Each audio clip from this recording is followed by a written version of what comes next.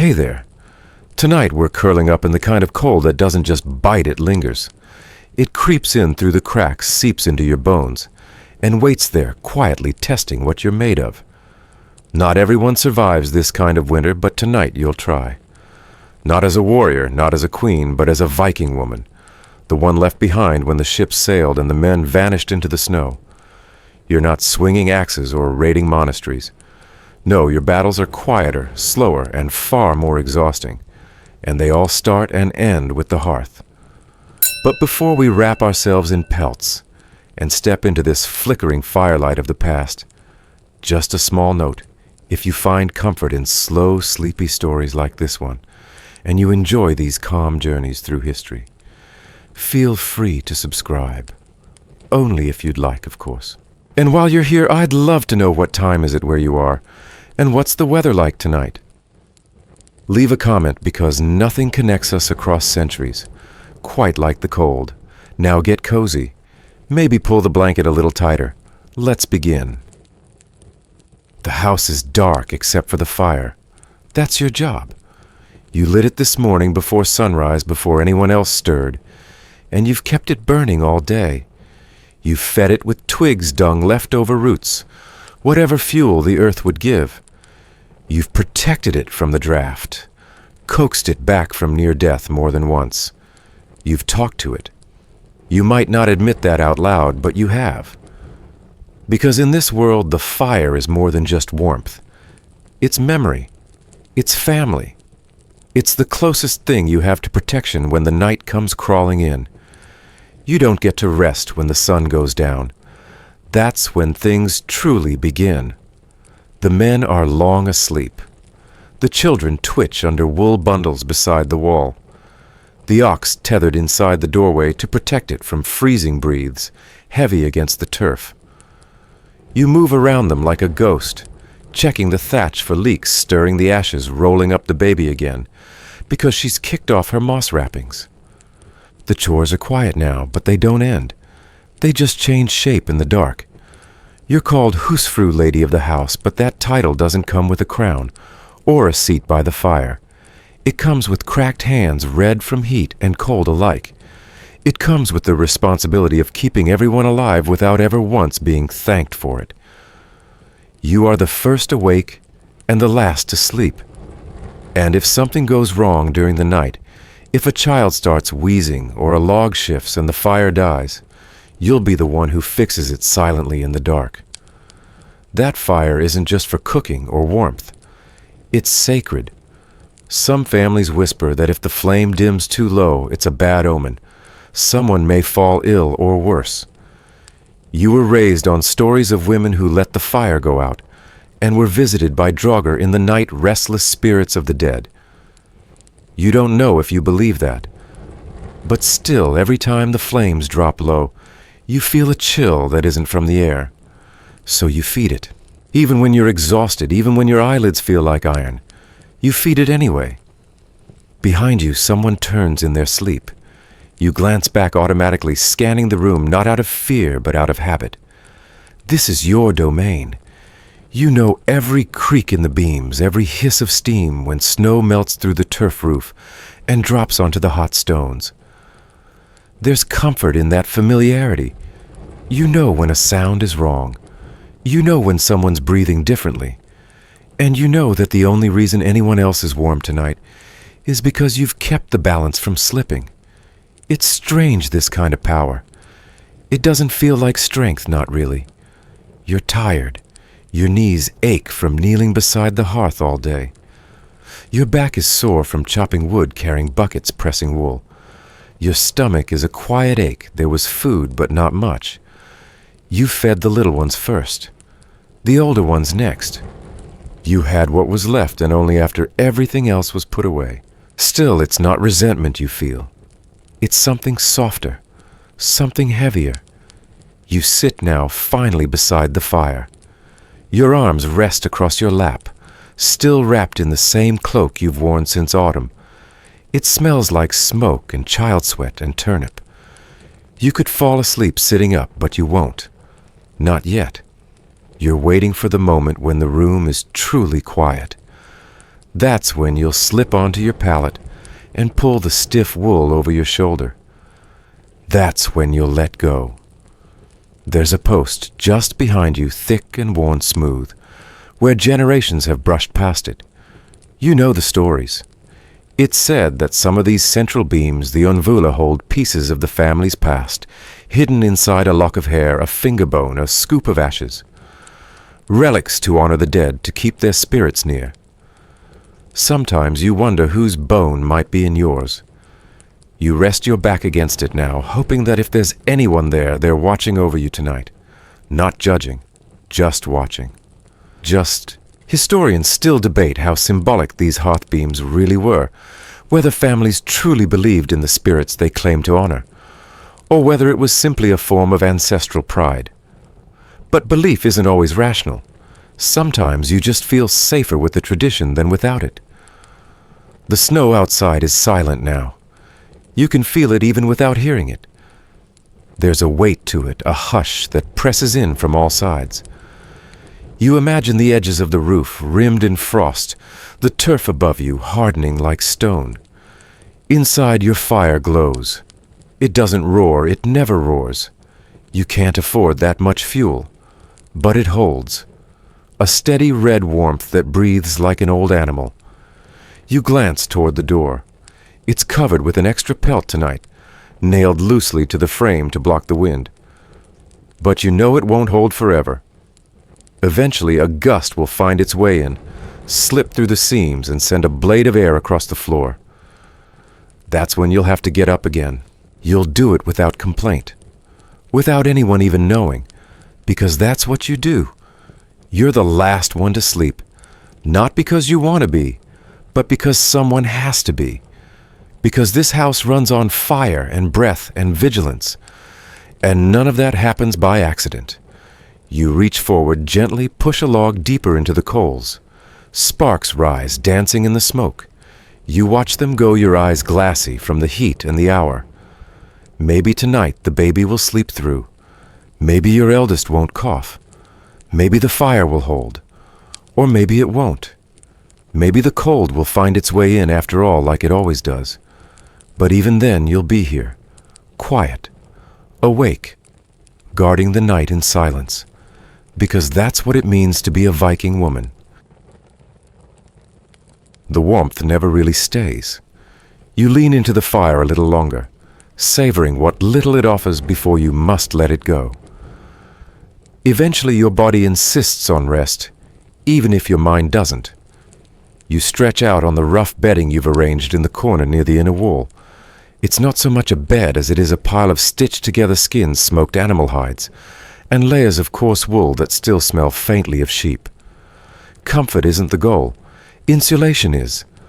When you lie down, the furs don't wrap around you. They resist.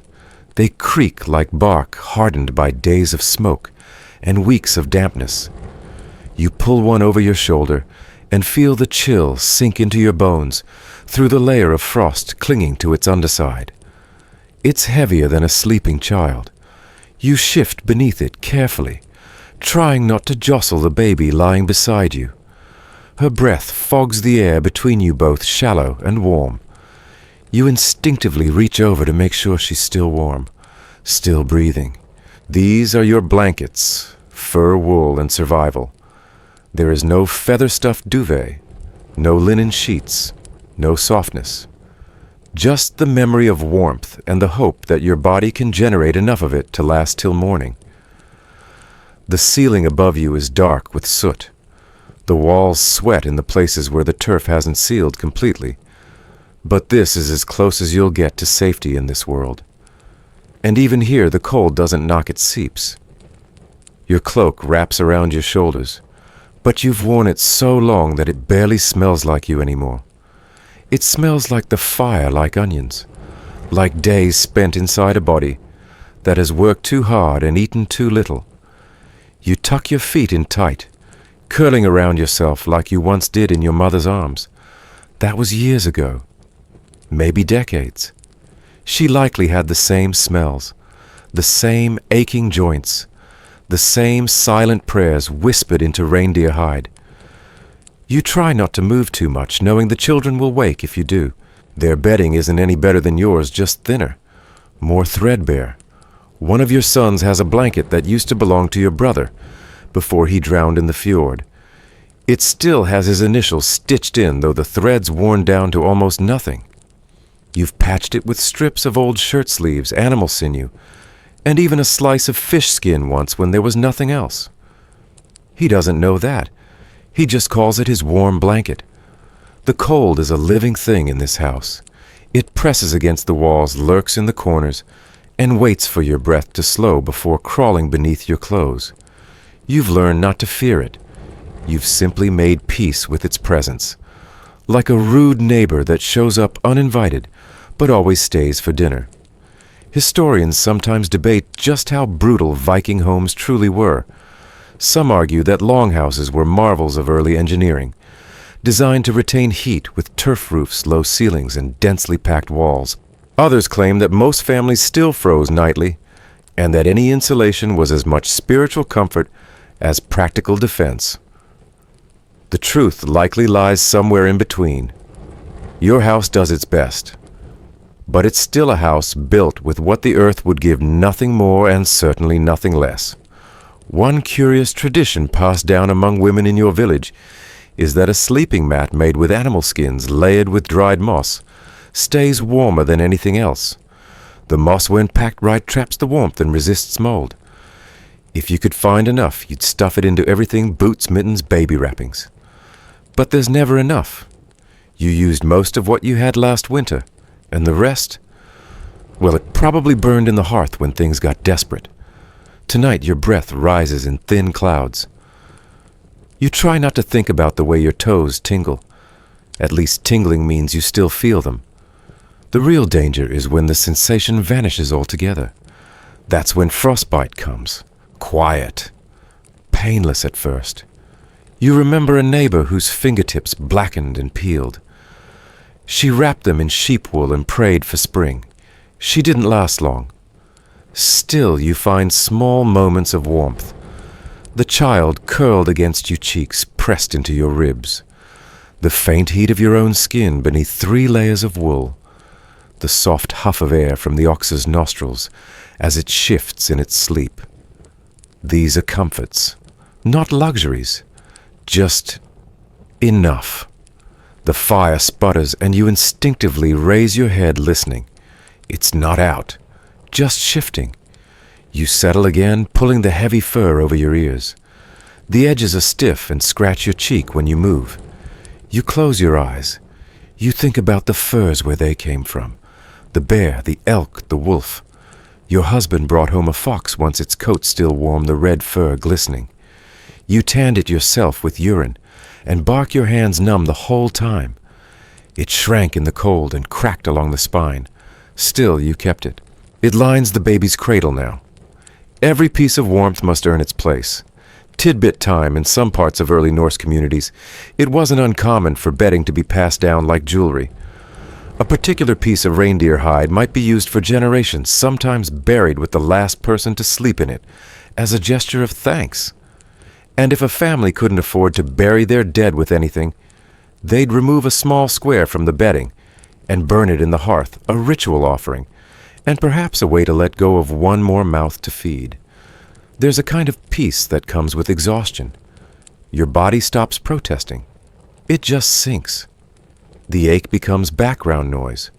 Your breathing slows. You start to drift. And then the draft hits. It snakes in beneath the door flap, slicing across the floor like a knife made of stars. You flinch, biting down a curse. The baby stirs beside you. You sit up, grab a loose wool scrap, and wedge it under the flap. Your fingers tremble, not from fear, just from cold. You don't cry. You never do. There's no time for it. Crying is a luxury for warm people. You've learned to just breathe through the discomfort. Breathe, adjust, and survive. That's the rhythm now. That's what your nights are made of. Still, as you crawl back beneath the fur and feel the stiffness press into your shoulder, you let yourself think just for a moment about another life. One with linen sheets, a crackling fireplace, with no need to ration, kindling a bed made of straw and down and soft things. But it vanishes quickly. That's not your world. This is. And you're still here. The morning never really begins. It simply seeps in through the cracks. A faint, dull light filters through the gaps in the turf roof. Not strong enough to be called sunlight, but just enough to let you see your own breath. You stretch, or rather you unfold. Your body aches in places you've stopped naming. The baby is still asleep, tucked into the crook of your arm like a bundle of fur and fog. You shift gently to avoid waking her, and she lets out a sigh barely louder than the wind. There's no time to linger. The fire needs feeding again. You ease up onto your knees, bones clicking, and poke at the coals with the tip of a stick. A small hiss. The tiniest glow. It hasn't gone out entirely, which is a kind of miracle. You add a bit of moss, a scrap of wood, and blow gently. You feel ridiculous like a bear trying to kiss a candle, but this is what it takes. It catches barely. You sit back, chest rising, and for a moment that's your whole victory for the day. But the hunger is already there. It starts low, just a dull reminder, but soon grows into something more demanding. Not sharp, not ravenous, just constant, like the cold. It's always with you. You head to the back of the longhouse where the food is kept, if you can call it that. Root vegetables buried in the dirt floor months ago, hard as rocks. A pouch of dried beans that took 3 days to soften last time. Salted fish you try not to think too hard about. And then there's the stew, or what's left of it. It's thick and gray and clings to the side of the pot like old glue. You chip at it with the wooden spoon, careful not to break off another splinter. You add a little water, just enough to loosen it, and place the pot over the fire. It will take time. Everything takes time. Breakfast, such as it is, will be this reheated mess of fat salt, and things you no longer bother identifying. If there's a layer of oil on top, you're lucky. That's where the energy is, not the flavor. No one eats for taste here. They eat to live. The children stir one by one, rubbing their eyes with fingers crusted in sleep. You don't call them to eat. They know the routine. One by one they come to sit near the fire bowls in hand waiting. You give them the first ladles. What little meat there might be sinks to the bottom. So the ones who get served first get more. You don't complain. It's how it's always been. By the time it's your turn, there's not much left. Just broth and a smear of something you pretend is turnip. You sip it slowly, letting the fat coat your throat, warming you from the inside like a scarf made of grease. It isn't pleasant, but it helps. It always helps. Mainstream historical fact. Viking winter diets were deliberately high in fat because it was the most efficient way to store and produce energy in the freezing months. Animal fat, especially from pigs and sheep, was considered essential. Stews were kept going for days, sometimes weeks, with new scraps added in as available. Root vegetables like turnips and carrots, dried legumes, and salted meat were staples. And while fresh greens were nearly impossible to obtain during the deep winter, some women gathered seaweed or rehydrated dried herbs to flavor what they could. You've learned to savor the strange moments, like when a root has just enough sweetness left to remind you of summer. Or when a bone still has marrow you can suck out. You watch your youngest gnawing at a hunk of dried bread hard as stone, and remember how your mother used to soften hers in soup before she lost her teeth. The stew is communal. No one has their own bowl unless they're sick. Even then, they don't keep it. You wipe it out and pass it on. A single spoon can go through 5 mouths in one meal. There's no other way. You remember once years ago someone suggesting clay bowls for everyone. More hygienic, they said. But clay breaks. Wood can be carved, passed down, repaired. You still use a ladle your grandfather made with a crack sealed by resin, and a burn mark from the time the fire flared too high. It works. That's enough. Tidbit: in some Norse households, bread wasn't sliced. It was broken and soaked directly in the stew. A single flat round might be shared by 8 people, with each one tearing off their portion from the same side. This wasn't just practicality, it was bonding. The phrase breaking bread wasn't symbolic. It was survival. You glance over at the storage pit, just a dugout corner of the floor lined with straw and stone. It's getting emptier. You try not to think about it. Spring is still months away. If you're lucky, there will be enough dried meat to last. If not, well, you've survived on less before. You once boiled bark into tea. You once scraped mold off cheese so old it cracked like pottery. You once ate something that may have been a fish stomach. You didn't ask. You were pregnant, and the baby needed food more than you needed answers. Outside, the wind whistles through the cracks again, and the ox shifts in its sleep. The children press closer to the fire. You hand them bits of bread soaked and soft, and smile at the way their eyes light up as they eat. You don't tell them there's no second helping today. Maybe tomorrow. Maybe not. You sit back, bowl in hand, and sip slowly. The last of the stew clings to the sides like it doesn't want to leave. You scrape it with your finger, then your tongue. Every drop matters. There's an art to rationing. You don't just manage food, you manage hope. Give too much today, and there's none for tomorrow. Give too little, and spirits fade. You walk the line like a tightrope artist, arms full of bowls, heart full of math. Outside, it's still snowing. You can't hear it. But you know. You always know. And just like that, the hunger settles for now. Not because it's gone, but because it's grown quiet. Like a bear in hibernation, waiting. You pass the empty pot to the side, scrape the wooden bowls clean with moss, and tuck them away.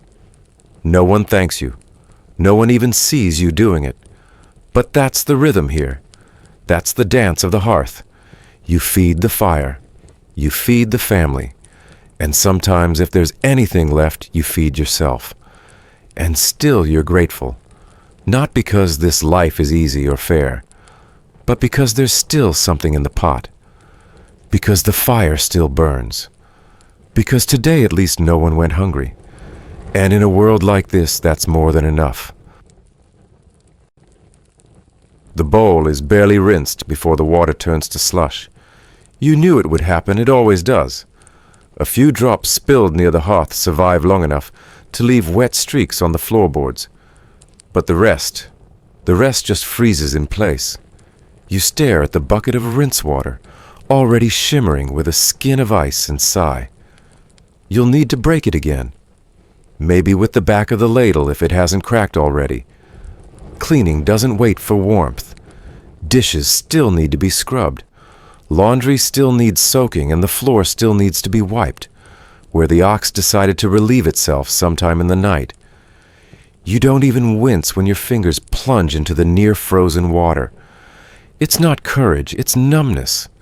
The tips of your fingers have already given up arguing. They ache, then tingle, then settle into a cold silence. Water has always been a quiet enemy in winter. It's everywhere and nowhere. It falls from the sky and vanishes from the earth. You can't drink it unless you heat it.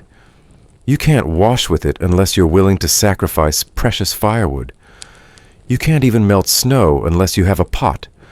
And if the fire dies, the snow just sits mocking you. You remember being a girl dragging buckets across the packed snow to the nearest stream, cracking the surface with a stick and scooping handfuls as fast as you could before your fingers turned purple. Now you send your eldest. But today he's sick, so it's you again, trudging across the slippery yard in boots stuffed with straw and moss, the wooden bucket thumping against your hip. You break the ice with the side of a ladle and fill the bucket slowly.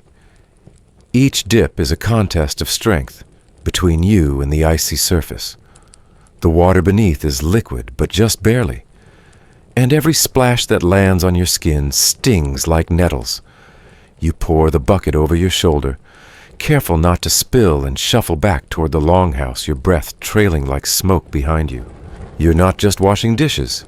You're washing tools that will be used for the next meal. You're scrubbing clothes that can't be hung to dry because they'll freeze solid. You're trying to clean the floor with a rag so stiff it could stand upright. Every act is a negotiation between cleanliness and heat, between doing what's right and doing what's survivable. Mainstream historical fact. Viking households relied on ash sand, and occasionally lye made from boiled wood ash, mixed with water to clean their cookware and garments. These substitutes were both abrasive and effective at breaking down fat and grime. Women often used cold water for rinsing, since hot water required precious fuel. Moss was sometimes used as a scrubber or sponge, particularly sphagnum moss, which is naturally absorbent and even mildly antiseptic. You use whatever is available.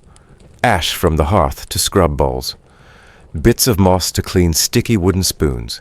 You once used a rabbit pelt to wipe up spilled milk it never quite recovered. You soak baby cloths in snowmelt, then dry them by hanging them from a beam above the fire, where they drip slowly into the stew pot if you're not careful. Tidbit. Some Norse women believed that adding urine, particularly stale urine, into laundry made it easier to bleach wool. And yes, they were right. The ammonia content helped break down stains and odors. It smelled awful, but in a world without soap, it was effective. Clothes were often soaked in barrels and left outside in the cold, where they would freeze stiff and then thaw again over days, a strange cycle of wash and weather. Today, you settle for snowmelt and ash. The cloths are stiff and gray, but they'll dry eventually. You press your hands against the firestone to warm your fingers between rinses, then go back to it. There's no glamour in this, no satisfaction, just necessity. The children try to help. One picks up a ladle, clumsily scrubbing it with a chunk of moss until it squeaks. Another fetches wood chips for the fire, dropping them one by one, like a trail of breadcrumbs. You smile at them, not because it's efficient, but because it's company. You teach them slowly, quietly, with nods and soft corrections. One day they'll do this alone. You clean the floor next. Not because it's dirty, honestly, dirt is the least of your problems, but because the icy ox mess is starting to smell. You scrape it with a flat board, then wipe with a cloth soaked in ash water. You gag once but press on. No one else will do this. It's your job. The husfru keeps the house running even when the house is falling apart. By midday, you've scrubbed every surface that isn't frozen solid.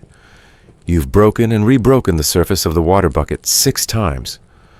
Your knuckles are raw, your nails rimmed with soot, and your sleeves stiff with steam and grime.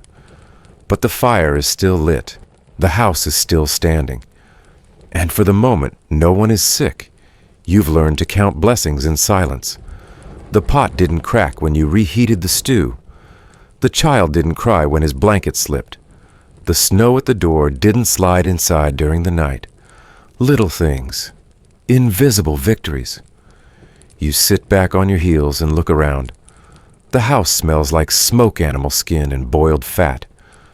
But beneath that there's a faint cleanness, like cold wood and burned moss. It's not much, but it's honest. There's an old superstition that cleaning the house well in midwinter keeps evil spirits from nesting in the roof beams. Some women hang dried herbs above the doorway, mugwort, angelica yarrow tied with old string. Not because they work necessarily, but because doing something always feels better than doing nothing. You hung your last bundle in the fall. It's probably ash now. Maybe you'll gather more in the spring if there is one. You lean against the beam, wiping your hands on your apron. The cloth crinkles. You close your eyes just for a moment. You don't expect applause. You don't even expect thanks. But for now, the floor is clean, the dishes are dry, and the cold has not yet found a way inside. That's your win. There's a particular kind of silence that fills a Viking longhouse in the dead of winter. Not peaceful, not empty, but stretched thin, like an animal holding its breath. You move through it carefully with the instinct of someone who knows that sudden sound can startle more than just children.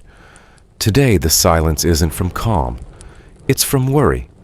One child lies curled on a sheepskin face, flushed breathing in quick little bursts. Another hunches by the wall arms, wrapped tightly around her knees, shivering even though she's closest to the fire. The third, your eldest, sits quietly, too quietly staring at the floor with that distant, dulled gaze you've come to recognize all too well. You know sickness when it comes. It doesn't arrive with fanfare, it slips into the room with the cold. A cough here, a red nose there. Then suddenly one of them won't eat, and the fever settles in like an uninvited guest. You press a hand to the youngest's forehead. Burning. You've done this so many times, and still it catches in your chest. There's no healer here, no apothecary down the road. There's only you and what you remember your mother doing. So you peel off one of your own wool layers, despite the ache in your bones, and lay it over her. Then you turn to fetch what herbs you've managed to dry and hoard near the beam. There's a little yarrow left, some wild thyme if it hasn't molded. You crush them into a pot of water, set it beside the fire, and hope the warmth draws out something helpful. It's not medicine, not really, but it's what you have. Mainstream historical fact. Viking women were the primary caregivers in the household and were responsible for tending to the sick, especially children. Healing knowledge was passed down orally, often involving herbal remedies, such as yarrow for fevers, and wounds, juniper for cleansing, and angelica for stomach issues. There was no professional class of physicians in most Norse communities. Women relied on what they could gather store and remember. You stir the herbal infusion slowly. The scent rises sharp and earthy. The children wrinkle their noses, but you coax a few sips into the feverish one's mouth. She grimaces, then swallows. You hum under your breath an old lullaby, nothing fancy but steady. You've seen worse winters. You've lost children before. No one talks about that, not in daylight. But you remember. The little boy who never woke up. The daughter who wasted away over weeks, her limbs growing thinner, even as your prayers grew longer. There was no ceremony, just a wrapped bundle, and a frozen patch of earth behind the house. You didn't cry until weeks later, when her name slipped from someone's lips by accident. You watched the steam curl up from the pot. This one will survive. She has her father's stubbornness, and your grandmother's lungs. You choose to believe that, because belief like broth is what keeps you warm. Outside the wind howls. You brace the door with another log, more out of habit than fear. Snow presses against the walls. You wonder if it's up to the roof yet. You haven't seen the sun in days, but the fire still glows, and the children are still here. You wipe the youngest's brow with a damp cloth, whispering nonsense in her ear just to keep her focused. Her eyes flutter open, then drift shut again. Not unconscious, just tired. That's good. Sleep is healing. Tidbit. In some Norse households, mothers would tuck small carved charms or runes under a sick child's bedding, symbols of protection, carved into bonewood or even stone. Some were shaped like suns, others like spirals meant to confuse evil spirits and keep sickness from settling. These weren't viewed as magic in the theatrical sense, but rather as an inherited form of spiritual common sense. You don't have a charm like that anymore. You gave your last one to the neighbor when her son got sick. You didn't ask for it back. Instead, you've tied a strip of cloth around your daughter's wrist, one that belonged to her older sister. Maybe it helps, maybe not, but it makes you feel less helpless. And that right now is enough. The other children gather near you as the day passes, instinctively drawn to the one spot of life in the room, the hearth and you. You feed them broth from the last of the stew, mashed down to little more than water and root fragments. They slurp quietly. No one complains. You rub salve on one's cracked lips, goose fat mixed with dried mint. You braid another's hair just to keep your hands moving. You watch them all, noting the shape of their ribs beneath the wool, the color of their eyes, the way they fidget. It's like reading smoke, hard to see clearly but always meaningful. Historians still argue whether Norse women had formal medical knowledge or if their skills were purely domestic. Some believe certain women called leknir or healers held positions of authority in their communities, especially those who combined midwifery with herbalism. Others argue that this role was informal, tied more to reputation than training. Either way, women were the ones who stood between sickness and silence. You think of the women before you, your mother, your aunts, your neighbors. All of them carried these same bundles of dried herbs, the same cracked spoons, the same worry lines across their foreheads. You carry them now. You will pass them down. As evening creeps back in, you reheat more water, prepare another cloth, and shift the feverish child onto your lap. She murmurs something in her sleep. You can't make it out, but it doesn't matter. She's still murmuring. That's good. You glance toward the fire, still burning, still breathing, like you. Tonight you'll sleep sitting up. Not because you want to, because it's easier to keep a hand on her this way, to feel the fever rise or fall, to know no one will praise you for this. No one will carve your name in a runestone or write it into a saga. But you'll remember. And maybe someday so will she. You press your cheek to her hair and close your eyes just for a moment. The cold can wait. You hear it before anything else, the wind. Not the kind that whistles gently past your ear and makes you draw your shawl a little tighter. No, this is the kind that groans through the bones of the house, rattles the doorposts like someone asking to be let in. It scrapes against the timber, presses into the thatch like fingers testing for weakness. And tonight the wind sounds like it's calling something. Or someone. You're the only one awake. Again. The baby's been quiet since supper. The men are snoring their boots and cloaks kicked into piles that still steam faintly from the snow melt. The older children lie tangled in one another like puppies, their little bodies twitching with dreams. And here you are, curled near the hearth eyes, open ears sharper than you want them to be. The fire has gone soft, no longer crackling, just sighing. Red coals in a bed of ash, enough to warm the air an arm's length away. You lean closer, letting the heat touch your cheeks and nose and listen. There it is again. A creak, a settling, or maybe not settling, maybe shifting. The rafters above you stretch out in long lines of shadow. They move at night, not just because of the cold, but because they're old. Wood breathes. That's what your grandmother used to say. And like breath, sometimes it carries words. No one says it aloud anymore, but you still remember the old stories. The house isn't just walls and a roof. It's a being, a guardian, or maybe a witness. Something that has lived longer than any of you and will continue to live after. In the Norse tongue, they called it the vetter, spirit of the home. Some believed it had a face hidden in the beams, others, that it spoke only in dreams. But always it was watching. That's why you never let the fire go out. Not just for warmth, but because the dark belongs to other things. The fire is sacred. You keep it like a pet. You feed it clean around it, speak softly near it. And when you whisper something into the coals like a prayer or a wish or a warning, you don't expect an answer. But sometimes you get one anyway. Tonight the wind calls again. 3 syllables, maybe 4. You can't quite catch them, but your heart beats faster. You pull the wool tighter around your shoulders and glance upward. There's a knot in one of the beams, a dark swirl that always looks like an eye if you catch it from the corner of your gaze. You don't look straight at it now, just acknowledge it, quietly.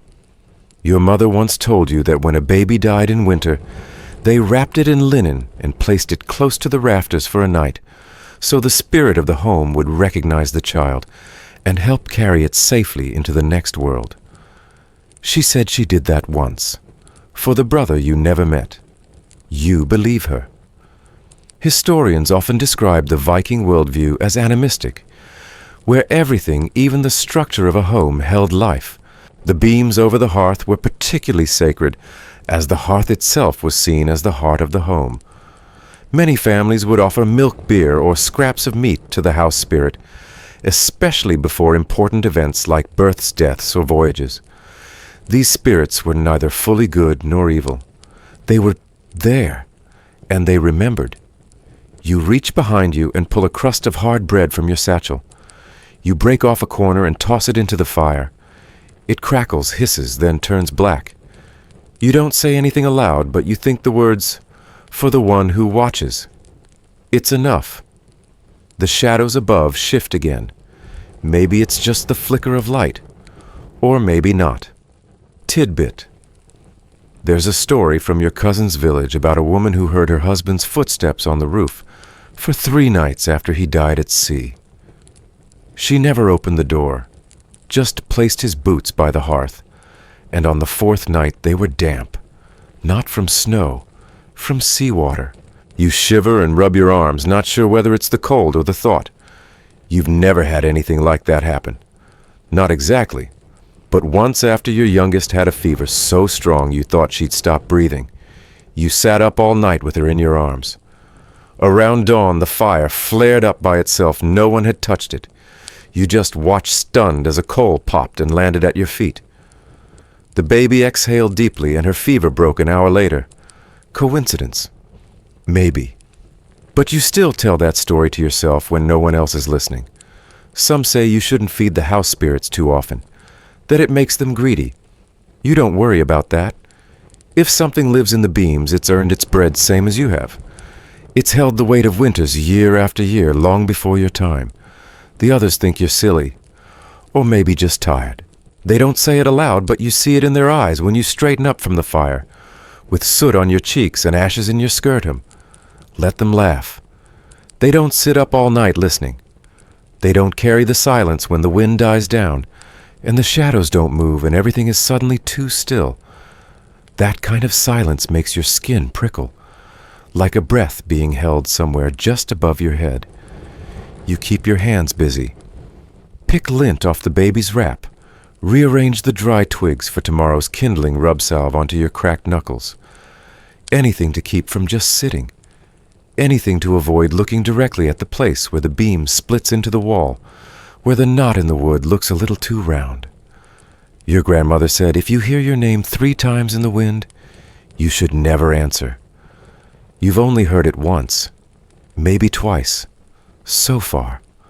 There's a comfort strange as it sounds in believing you're not alone, that even in the deepest cold of night when the fire is barely alive, and the animals are buried in snow and your bones ache from sitting too long, someone or something is still awake with you. You stand finally legs stiff and stretch toward the rafters. You give the beam a light tap with your fingers as if to say good night. Then you settle back onto your bedroll, wrapping yourself tightly, and close your eyes. Just for a minute. If the wind calls again, you don't hear it, but you sleep. You wake with a start, not because of a sound, but because of the absence of one. The fire has gone out, not just down to embers, completely out. And the silence that fills the space is thick, heavy. You lie still, listening. The baby murmurs in her sleep, but otherwise the house is quiet. Too quiet. Your first instinct is to reach for the tinderbox to coax a spark back into the hearth, before the cold creeps in fully. But before your hand moves, you realize something else. You're alone. The snoring is gone. The breathing is gone. Everyone is gone.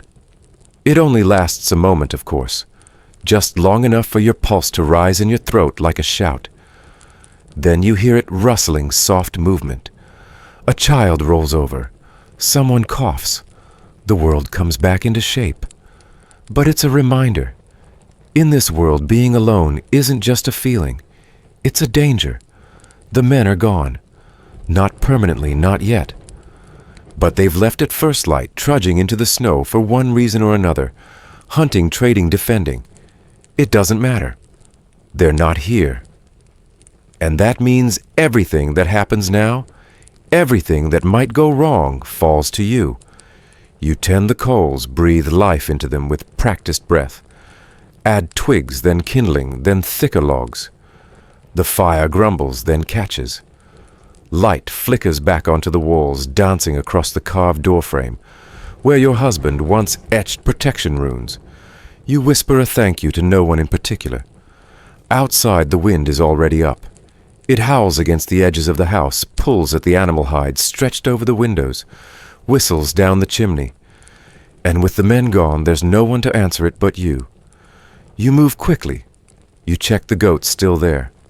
You pat down the snow that's building up along the doorway. You scan the tree line for movement, not just for animals, but for people. Because when the men are away, it's not just beasts you worry about. In times like these, Viking women were not simply caretakers. They were defenders. The husfru, the woman of the house, was often left in charge for weeks, sometimes months, while the men sailed, raided, or hunted. And in the dark winters, the home was vulnerable to wolves, to strangers, even to jealous neighbors. With no weapons but a cooking knife and a stout piece of firewood, you were expected to hold the line. You remember the stories. One of your cousins years ago scared off a thief with a pot of boiling milk. Another woman in the next valley once stood at her door with a pitchfork and a prayer daring 3 drunk men to come closer. They didn't. You're not looking for a fight, but you know where the sharp tools are, and you've already rehearsed in your mind how you'd move the children into the crawl space behind the stove if it came to that. And then there are the wolves. You see their tracks sometimes near the barn, long lean paw prints that circle but don't enter. You hear them at night, distant howls that rise like questions. They've never come close, not yet, but they are out there. There's something older than fear that grips you when you hear them, something that bypasses thought and goes straight to bone. And yet the strange thing is you don't hate them. They're just surviving same as you, hunting what they can in a world that offers very little. In that way you understand them. Tidbit Viking women sometimes wore iron keys at their waists, not only as a symbol of household authority, but as potential weapons. A sharp, heavy key on a leather loop could double as a makeshift flail in a desperate moment. You check the latch on the food cellar stomp snow from your boots and re-enter the house. The children are waking, rubbing their eyes, complaining of cold. You wrap them in furs, set them to work, give them a rhythm. In a world like this, routine is protection. Chores keep fear at bay. You stir the pot with yesterday's broth-sliced dried root vegetables, thin enough to chew portion out the bits of salted meat left from last week's trade. You make breakfast like it matters. Because it does. There is a dignity to this kind of strength. Quiet, unsung, repetitive. No songs are written about women who keep houses warm, who patch leaks, who sharpen tools and teach their children to spot fox tracks. But without them, winter would swallow everything. As you settle into your rhythm, you hear a thump against the door. Every nerve tenses. You grab the fire poker. The children freeze. But then a familiar grunt follows. The door opens and your brother steps through red-cheeked and snow-covered, dragging half a reindeer carcass behind him. The breath you didn't realize you were holding escapes in one long sigh. "Fire still going?" he asks casually. You nod. Of course it is, because you were here. By the 8th week of unbroken snow, even your own thoughts start to sound strange. They echo in your skull like they belong to someone else. Maybe it's just the quiet. Or maybe it's the fact that no matter how much you sweep and stir and stack, the walls seem to be pressing in tighter each day. The ceiling sags a little more. The shadows stretch a little longer. You're still doing everything you're supposed to. You wake early. You tend the fire. You ladle out the morning meal light on meat, heavy on anything that hasn't molded. You hush the children when they bicker, patch the mittens, scrub the floor with frozen snow and handfuls of ash. You tell yourself that routine is a comfort. But sometimes when you're rinsing the pot with water, You had to break apart with a rock again. You wonder what day it is. Not the name, not the number. You've long stopped counting. You just wonder if this is the same day as yesterday, or the one before, or maybe none of them were ever real. The children are quieter now, too. They don't ask to go outside. They just sit in the corners with pieces of wool plucking at threads, arguing over imaginary animals, or staring at nothing. The baby is the only one who makes any sound anymore, and even her cries are softer, more tired than distressed. You hear the wolves again last night, or think you did. But when you look out, there are no tracks. Nothing but wind-blown snow and the heavy dark that muffles even your own breath. That's the part that unsettles you most, not fear, but the silence. You start talking to yourself more than usual, out loud sometimes, just little things. Comments about the stew, remarks about how the wind sounds like it's scraping the bones of the earth, jokes you used to tell your sister before she married off to another fjord. At first it helps. Then you catch your reflection in the darkened window lips, moving eyes hollow, and you stop. Historians have a name for what you're feeling. They call it cabin fever, though of course no one in your world calls it that yet. Among the Norse, there was no clinical term for the creeping weight that settles on your chest. After too many days inside, too many nights, without moonlight, too much stillness. But they knew it. They felt it. And sometimes they broke under it. There are stories quietly passed down about women who began hearing voices in the walls. Not the spirits of the home, those were expected, but new voices, strange ones. A woman in your grandfather's village once claimed a crow outside her window, told her to set fire to her thatch roof. She did. When they found her, she was laughing in the snow with her eyebrows singed clean off. But there's no crow at your window, just frost, and a sky so gray it looks more like stone than cloud. You find yourself staring at the beams again, listening for movement that might not be there. You check the same door latch 3 times in 1 hour. You stir the stew even when it doesn't need it. You fold and refold the same cloth over and over until your fingers cramp. Tidbit. In especially harsh winters, some Viking women would chew pine resin or birch bark, not just for hunger, but as a way to stay awake, afraid that if they slept too long, they might not wake up at all. The bitter taste was a kind of anchor. Today you burn the stew.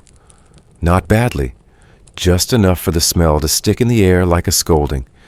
You scrape the bottom of the pot, feel tears start to sting, not from smoke. Just because. The children don't comment. They just eat it anyway. You miss your mother. She was no warmer than this house, sometimes colder, but she knew how to shake people out of despair. A slap on the back, a dry joke, a story about the time she nearly broke a man's nose with a wooden spoon. You tell that story now, quietly. The children chuckle. You think they're faking it. That's fine. And then something changes. It's not much. A drip, a sound. A bird call, real this time. Outside, the snow on the roof shifts slightly, melts just enough to slide free landing in a soft thump. The house exhales, and you do too. It's not over, of course. The snow will come again. The cold will bite harder before it fades. But the fact that something has changed anything breaks the spell. You stand, stretch, light a new flame. Wash the soot from your hands. You smile at the baby. She smiles back. You're still here. And that matters. The silence has finally started to break. A new wind whispers through your thoughts, and with it a shift, not of warmth exactly, but of perspective. You're still bundled in furs, still nursing hands cracked from scrubbing with frozen water and ash. But today you remember that Viking women weren't the only ones who battled winter like this. In fact, some women gave birth in it. Far to the west, past the rugged fjords beyond the restless sea ice, lived women who were no less fierce but in far colder silence. Inuit women, women of snow and bone and persistence. And if you think your winters are long, theirs never truly end. There is no wooden house in that memory, no carved support beams overhead. Just the curved belly of an igloo, a shelter built from blocks of snow stacked and sealed with bare, wind-bitten hands. The walls glowed faintly in moonlight, the air inside warmer than outside only by a breath or two. And yet within that space women birthed children, not once but many times. Not as a miracle, but as rhythm. It's strange to imagine. You sit on your worn wooden bench with your furs wrapped tight, picturing another woman crouched on caribou, hide her teeth clenched in pain, breath clouding around her as she grips the snow-packed floor. No midwife in sight, no priest, just instinct and ancient patterns passed down through generations of quiet endurance. Mainstream historical fact. Among Inuit communities, childbirth often occurred in small igloos or snow shelters attended by elder women if available, but many births were solitary. Women gave birth, cleaned themselves, and resumed daily tasks in a matter of hours or days, even in sub-zero conditions. Tools were made of bone and stone. Warmth came from seal oil lamps and shared body heat. You marvel not just at the strength, but the normalcy of it. There was no fanfare, no fear-mongering, just a quiet understanding that life must continue even when the air is so cold it slices through seal fur. You imagine what it must feel like to rise from a birthbed, to start the fire, to melt snow for tea, to feed a child born hours ago while braiding your older daughter's hair. The Inuit didn't have the same gods as you. No Odin, no Freya, no Valhalla. But their respect for balance between death and life, man and beast, cold and survival, was etched into every aspect of their world. Even their tools were humble but sacred, a carved ulu knife to cut umbilical cords, a circle of fur to cradle newborns' bone talismans, tied with sinew to ward off misfortune. And here's a tidbit that surprises you in some communities. The first snow used to build the birthing igloo was collected only from untouched drifts, never from paths or shelters. It was believed that snow unwalked held better energy, safer for welcoming new life. You turn to look at your own children now sleeping under layers of wool and fur. Your house is warmer than an igloo, perhaps, but the principles are the same. Layer upon layer, effort upon effort, women build warmth from what little the world offers. You take out a scrap of fabric too small to patch anything but just right for threading and begin to sew. Nothing important, just something for your hands to do. In that quiet hum of motion, your mind travels again. If Inuit women could do this with snow oil and bone, so can you.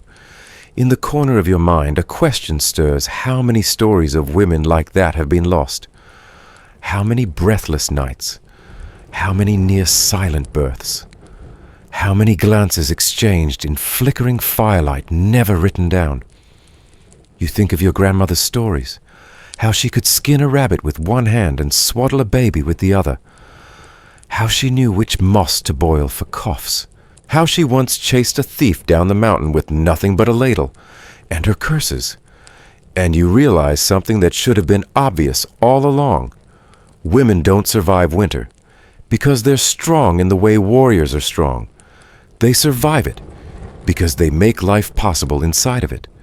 They feed it, wrap it in wool, whisper it to sleep, wake it again and again. Tonight, as you ready the stew, you carve a line into the wooden frame above your hearth.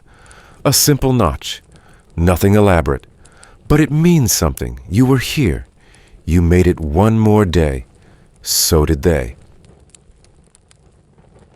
You hear it before you feel it, the shift in the air.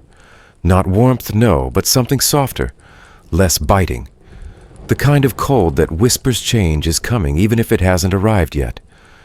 You wrap your shawl a little tighter and listen not to the wind or the creak of the roof beams, but to that quiet part of yourself that has survived the long nights without forgetting how to feel. There's a rhythm to suffering in winter. At first it's noisy, complaints, clattering, coughing. Then it quiets. People conserve their breath, their strength, even their thoughts. Eventually there's a stillness. And after that stillness comes a strange kind of awareness, not of your own pain, but of others, of women who endure in different corners of the world, unknown to you, but somehow familiar, as if you're all living parallel lives separated by snowdrifts and centuries. And so you begin to picture her, not a woman in your village, not someone you've ever met. She's crouched in a dome of snow alone, except for a flickering seal oil lamp, and the sharp breath of the Arctic air curling in at the edges of her shelter.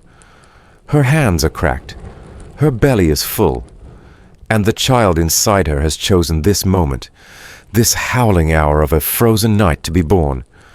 You've never been to Greenland or Nunavut or Alaska, but something in your bones recognizes the silence around her. Something in your chest tightens as you imagine her gripping the icy floor with one hand while the other cradles her belly. Not because she's afraid, though she might be, but because she knows what she must do, and she will do it alone.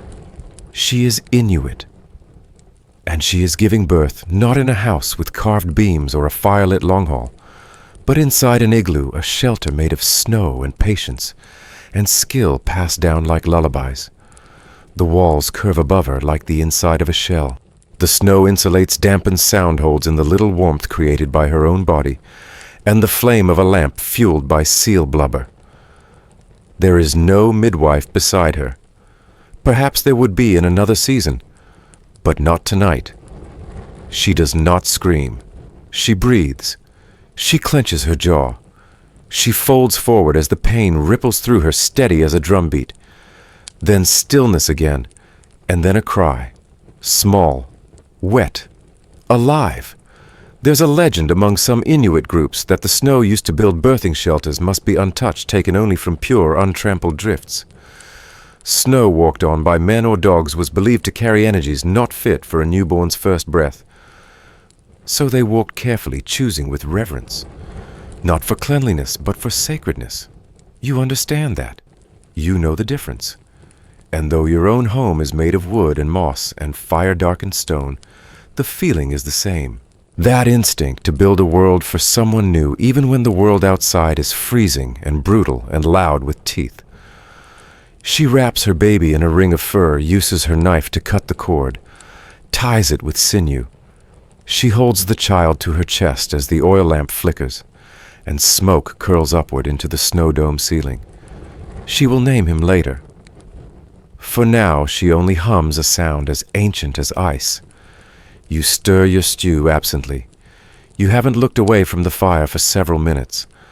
That vision of her still sits behind your eyes. You used to think of yourself as strong. Maybe you still do. But this woman whose name you'll never know, she redefines the word. She isn't just enduring the cold. She is birthing into it. Not once, but again and again. The women of the Arctic lived in lands where frost never truly left. They tanned hides, sewed clothes from caribou and sealskin, scraped ice from their tools with bones and patience, all while raising children in homes where the temperature outside never rose above freezing. And after birth, there was no rest. Not in the way you might imagine. She might nap wrapped in furs beside her newborn, and then rise to heat more seal meat, to adjust the snow walls to check the sled harness. It wasn't neglect. It was survival. You remember the year you gave birth to your second child. It was a cold year, too. The firewood ran low, and your husband broke his ankle falling on a patch of ice. You did everything that season. You stoked the fire, fetched the water, birthed the baby, salted the fish, soothed your firstborn through a fever. You didn't sleep more than 2 hours at a time for months. And still you remember it as one of the clearest winters of your life. Perhaps clarity comes from necessity, when you have no time to doubt, only to act. Like the Inuit woman, you did what needed doing, not for glory, not for gratitude, just because no one else would. You rise now from your bench and pull your shawl tighter again, though the cold hasn't changed. You peer through the slit in the doorway where snow has begun to drift up again. You look not for wolves this time, but for stars. The sky is just beginning to clear, and between fast-moving clouds a few points of light blink overhead. You imagine her again, the woman in the igloo. Maybe she too looks up through a gap in her dome toward the same stars. And for one quiet second, though, time and space stretch like miles of snow between you. You feel connected, not by your languages, not by your gods, but by your work, your quiet, relentless, thankless work, the kind of work that warms a space just enough for someone else to survive the night. You sit back down. The fire crackles. One of the children stirs and murmurs something you don't quite catch. You reach for your needle and thread not because anything is torn, but because your hands need movement, rhythm, purpose. You hum without realizing it, and the baby turns toward the sound. You are no stranger to solitude. You've weathered grief, cold hunger, silence. But there is something in remembering others, in realizing you are one in a long line of women who did the same differently, that softens the edges. She is gone now, that woman in the igloo. Not dead, just faded from your mind's eye. But she leaves behind something. A steadiness. A quiet reassurance that you do not need to be remembered to have mattered. You add another log to the fire and think if she could do that in a dome of snow with blood on her thighs and nothing but instinct to guide her, then surely you can last one more night. The morning comes, if you can call it that. It's not really morning as you once knew it. There's no sunrise, no warmth bleeding through the horizon. Just a shift in the gray. A little less darkness. A little more visibility. You wouldn't call it hope exactly, but it's something. You stretch your legs, wincing at the cold stiffness in your knees, and pull on the stiff leather boots that still smell faintly of smoke and tallow. There's nothing soft about them. There's nothing soft about anything anymore. But just as you start to settle into your rhythm, feeding the fire brushing snow off the lintel, stirring the pot that barely counts as stew, you remember something. Not all women lived in huts like yours. Some lived below marble, below velvet, below opulence that was not theirs to touch. And in those grand places in gilded palaces, where the cold didn't come from outside but from indifference, they froze too. You turn your thoughts east across forests and frozen rivers to Russia. Not the Russia you've heard about from traders or traveling monks, but the Tsar's court in winter. You've never seen a palace, but you can imagine it, high ceilings, painted like the sky floors that gleamed like ice chandeliers, dripping with crystal. A place so rich that it feels like a fairy tale. Until you notice who isn't in the story. She's not wearing a gown. She isn't at the ball. She's below, in the cellars, in the servants' quarters where air barely moves and walls weep frost through cracked bricks. Her hands are red and raw, not from the cold outside, but from scrubbing the chamber pots of people who don't know her name. They call her a palace maid, but that's a generous term. She's a serf, a slave in all but name. A girl sent from the countryside who now sleeps on straw beneath noble rooms, rises before the sun that never really rises, and washes linens too fine for her to touch with clean hands. And she is cold, unimaginably cold. Mainstream historical fact. In Tsarist Russia, particularly from the 17th to 19th centuries, noble households often employed or owned female domestic servants who lived in basement quarters without insulation. While the upper floors were warmed by elaborate tiled stoves, pechi these women often slept in near freezing conditions, working long hours with little food or protection. You think of her crawling from her straw mat, slipping into shoes that never fully dry, dragging buckets of snow up to melt for the wash. Her breath curls in front of her. Her cheeks are cracked, and still she bows when addressed. Still she curtsies. Still she smiles if ordered to. There's something even colder than snow in that life. It's the cold of not mattering, of being invisible in a house lit by gold. You ladle a bit of broth into a wooden bowl. It's thin, mostly water, but it's hot. And suddenly you're grateful. Not because your life is easy, it isn't, but because your suffering is at least acknowledged. You aren't invisible in your own home. Your children see you. Your husband knows what you carry. You don't live beneath the lives of others, you live within them. The Russian girl, let's call her that, though she's probably a woman, now learns to walk softly on marble to pour tea with steady hands, even when her fingers are numb. If she's lucky, she gets a moment near the stove when the nobles leave for church. If not, she works with a scarf tied over her nose to keep it from freezing. And here's the thing that truly stings the warmth is just above her, literally one floor up. In salons where music plays, where women in silk slippers complain of the draft, where men sip warmed vodka and forget the world outside. And yet the warmth never reaches her, because warmth, like kindness, doesn't always trickle down. There's a tidbit you once heard from a wandering priest, one who had traveled far enough east to spend a winter in a boyar's house. He said the servants slept on top of wood-burning pipe stone channels that carried heat from the central pechka to the upstairs rooms, but the stones were so poorly maintained that they often leaked smoke instead of heat. Many women woke coughing, their faces black with soot, but they never said a word, not if they wanted to keep their place. You wonder if the Russian girl has a name.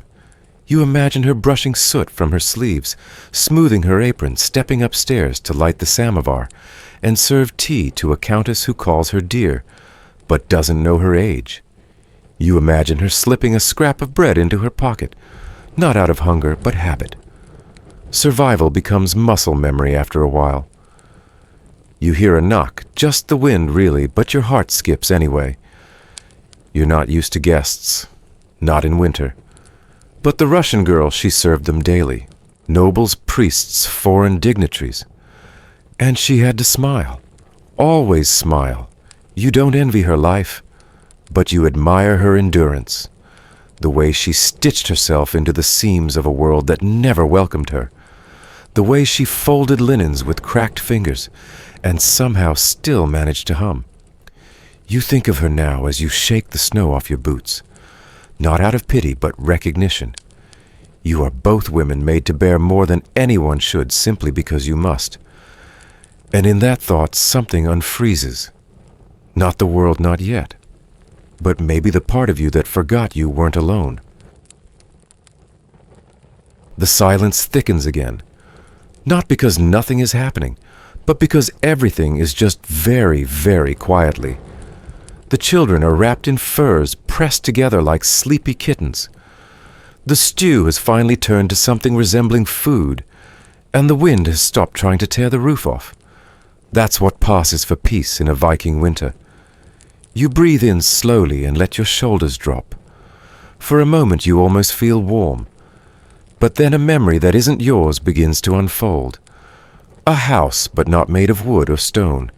Not even snow. Paper. Walls of paper. You've never been to Japan. You can't even pronounce it. But someone once described it to you, traders maybe. Or a sailor. They said it was a place of poetry and swords, of quiet gardens and angry gods. But mostly they talked about the cold. Not the biting cold of your homeland, but the kind that sneaks in, subtle, damp, and relentless. A cold that lives inside beauty. And that's where she is now. This other woman, sitting cross-legged on a straw mat wrapped in 3 layers of silk that look delicate but weigh like armor. She shivers anyway. The paper walls do nothing against the wind. They tremble every time a gust rushes past, like thin lungs barely strong enough to hold air. The brazier in the center of the room glows faintly, just enough to warm her palms. It's a hibachi filled with glowing charcoal, nothing more. She watches it like a starving person might watch bread. It is not enough, but it's what she has. Mainstream historical fact. During the Edo period in Japan, 1603-1868, homes, especially among the merchant and artisan classes, were constructed with sliding paper doors, shoji, and thin wooden frames. They lacked insulation. Heating came from small hibachi braziers, which provided minimal warmth. Women often wore multiple layers of kimono indoors, yet still suffered from the cold, particularly during harsh Kyoto or Edo winters. The woman reaches for a pot, not tea, though she wishes it were. No, it's fish oil. She dabs a bit on her fingers, then on her cheeks and lips. It's not for nourishment. It's for warmth. Some women used oil as a barrier against the cold. Others used it to soften skin that cracked like clay in winter air. You can almost smell it, the fishiness, the sourness. It's strange to think of oil as a comfort, but then you've stuffed moss into your boots. Who are you to judge she's not a noble, not a geisha? Just a wife, maybe a mother living in a merchant's house on a quiet street in Edo. Her husband sells sake or paper lanterns or dried squid. Something modest, something ordinary. She isn't cold because she is poor. She's cold because even the middle class lived in houses where the wind was a frequent and unwelcome guest. And the worst part, the rituals never stopped. No matter the temperature, the women still dressed formally, still bowed properly, still kept the firewood stacked just so. Appearance was everything, even while freezing. You remember once early in your own marriage when you tried to light the hearth before guests arrived. The fire wouldn't catch. You ended up with soot on your face hands raw from striking flint. And still you made sure the seating furs were brushed and the stew didn't burn. You didn't want to be judged. That instinct, that quiet shame crosses oceans. The Japanese woman folds her hands into her sleeves and listens. Not for danger, but for her children stirring, for her husband's return, for the silence to stop being so loud. There's a tidbit you recall something oddly touching. In some homes during the Edo winter, children slept around a kotatsu, a low table, with a blanket draped over it, heated by a brazier underneath. They'd tuck their legs under and fall asleep like cats curled beneath a sunbeam. It wasn't luxury, but it was closeness. It was enough to make the cold bearable. You look at your own children. One of them snores, the smallest one's thumb still pressed to her lip. You know that posture. You slept that way once years ago, before you had so many mouths to feed and so few hours to sleep. The Japanese woman stokes the coals with a thin iron stick, careful not to send up too many sparks. Her hair is bound tightly, her kimono sleeves folded back with care. Even now, in the deep of night, she maintains dignity. It's not vanity. It's ritual. A kind of armor. When the world is unforgiving, sometimes the only thing a woman can control is how she faces it. You admire her not for her beauty or her posture, but for her restraint. You would have shouted by now, maybe thrown a ladle. She remains composed even as frost settles on the inside of her paper walls. She has no fire roaring in a stone hearth, no furs piled thick for sleeping. But she has warmth of another kind. She hums softly. A lullaby, perhaps. A melody passed down from her mother and her mother's mother. You recognize that too. The tune may be different, but the intention is the same. Your mother hummed when she churned butter. You hum when you mend. It's a sound that doesn't chase away the cold, but gives it less power. She is not you. You are not her. And yet you feel her breath on the glass, her fingers near the coals, her careful balance between elegance and exhaustion. You both know what it means to endure winter, not just as a season, but as a test of patience, of resourcefulness, of self. She leans closer to the brazier, letting the warmth reach her eyelashes, and closes her eyes just for a moment, just long enough to gather herself. Then she rises to fold the futons, to prepare breakfast, to reboil the water that never really boiled to begin with. And you, sitting in your smoky longhouse with snow dripping through the gaps in the roof, feel less alone. It's just past midnight now, though you wouldn't know unless you counted the rhythm of your own breath and the way the fire has started to droop. The cold is at its sharpest, thin and piercing, not brutal, but insistent. Like a whisper you can't ignore. It presses into your bones and makes them ache. This is the hour when even dreams feel tired. When time doesn't tick, it waits. You sit unmoving for a moment, listening to the hush inside your longhouse. Everyone is asleep, or close enough. But you stay up. You always do. Not because you have to, not even because you're scared, but because the silence has become a kind of ritual, a space you keep for yourself, a tiny chamber of stillness lit only by firelight and memory. And in this stillness you think of another kind of woman, a very different woman. Her house isn't made of timber or packed earth.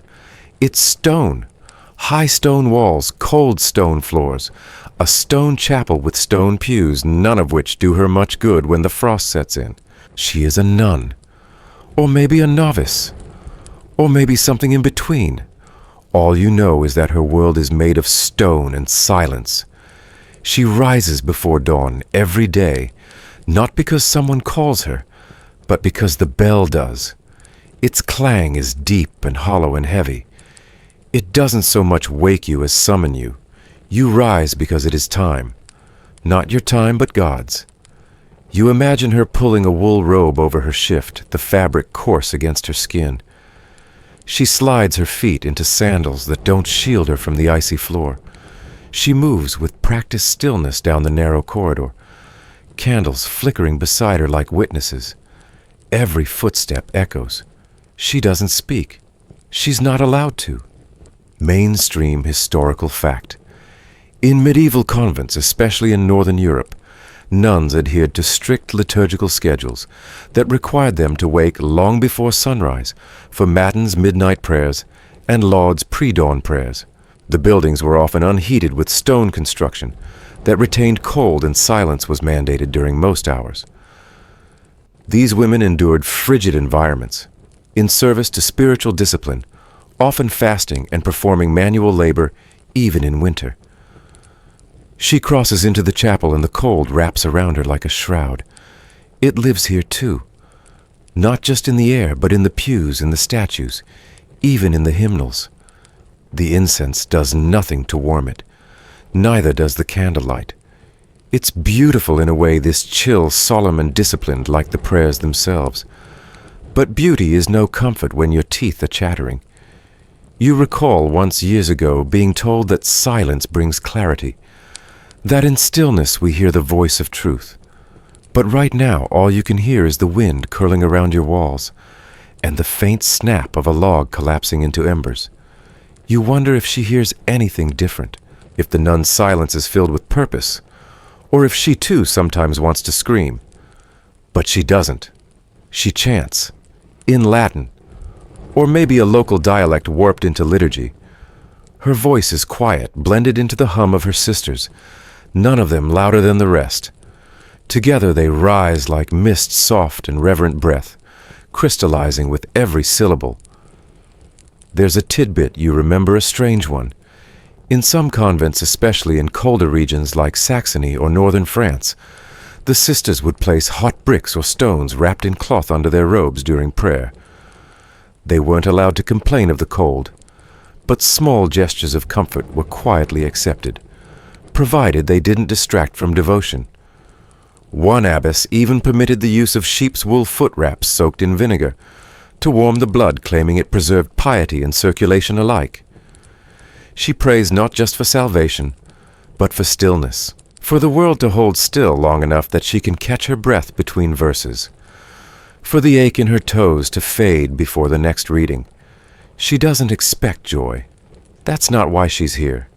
She expects discipline, silence, and maybe a little warmth if the sun is generous. After prayers, she doesn't go back to bed. That would be indulgent. She goes to the scriptorium, or the kitchens, or maybe the herb garden, though not much grows there now. In winter, she boils linen for the infirmary. She strains broth for the elder nuns. She scrubs the tiled floors with icy water, Not because they're dirty, but because scrubbing is part of the routine. And the routine is sacred. In its repetition there is order, and in that order a strange kind of peace. You consider this as you stir your own pot again. Your stew is more boiled bark than broth, but it's warm. And warmth, like routine, becomes holy when it's rare. You find yourself oddly comforted by the thought of her, not because her life is easier, it isn't, but because it's deliberate. She has chosen her silence. You did not. You simply endure it. Yet even in her chosen path she is tested. Her fingers crack. Her knees swell. Her voice falters. She sometimes loses her place in the psalter, her eyes blurry with cold and fatigue. But she doesn't stop. She doesn't scream. She keeps going. She isn't praying to escape winter. She's praying to withstand it.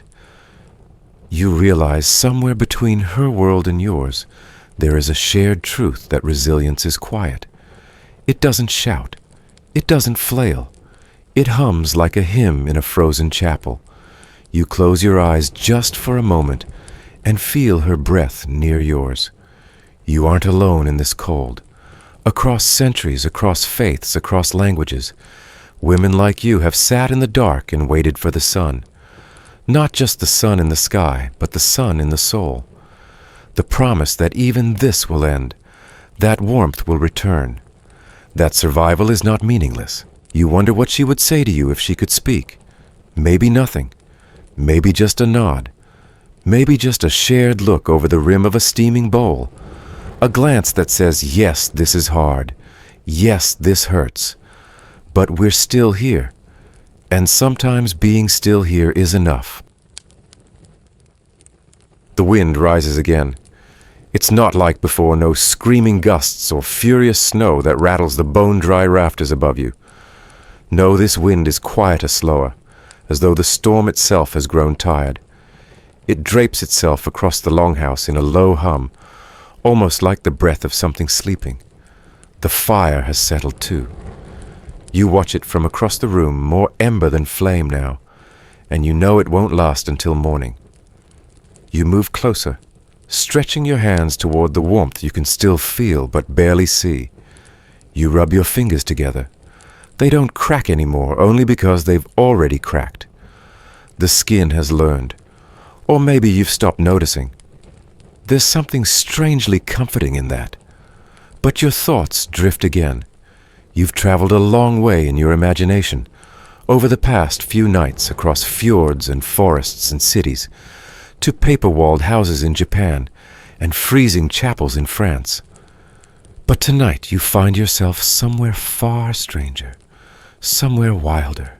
You hear the crunch of snow not beneath delicate sandals or holy feet, but under hooves, and the growl of a creature that is not a man. You are not in a city now. You are not even in a house.